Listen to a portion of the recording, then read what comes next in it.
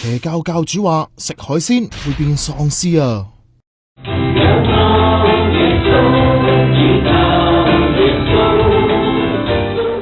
神秘嘅教會2012咧係有一個好嚴重嘅災難，而呢個災難咧佢個幅度咧直成就係聖經講嘅7年大災難。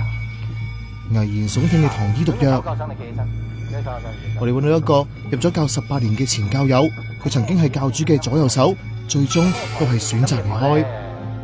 講到自己好先知性啊，好咩嘅時候，去泰國南拳咯。自從離開石安之後，我見到基督教係好風港、好風雲嘅，識嘅人亦係有好多都唔係以前當中咁嘅思想係咁貧窮啦。呢位前教友話，教主嘅說話就等同聖旨，離譜到攞埋佢屋企做小組聚會嘅場地啊！如果我話唔俾佢哋各方面咧搞得咁僵局，我仲留喺嗰度咧，其實就好麻煩咯。嗰段時間係冇乜幾多人會明白嘅。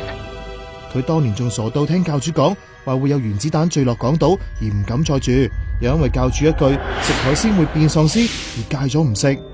有啲年老教友亦因為聽教會嘅投資建議，03年用70萬買海爾電器嘅股票，結果蝕到渣都冇，成大部分積蓄嚟㗎。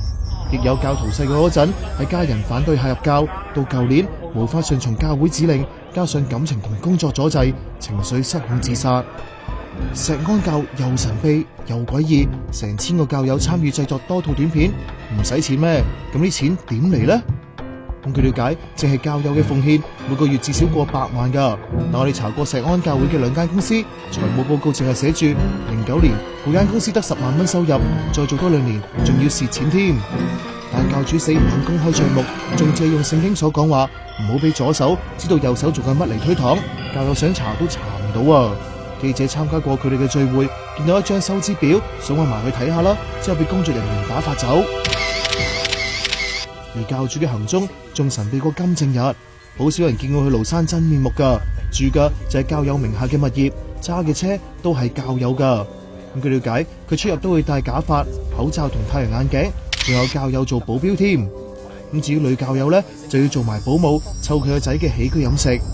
因為神你創造生命係讓我哋能夠喺呢個世界裏邊唔係度過每一日如度過去苦難一樣，而係我哋每一日度過好似天堂一樣呢種福樂，呢種嘅滿足，每一日嘅。有關注宗教嘅組織話，年輕人選擇宗教要多啲了解背景，千祈唔好盲目服從啊！有疑問嘅話，可以打俾佢哋傾下。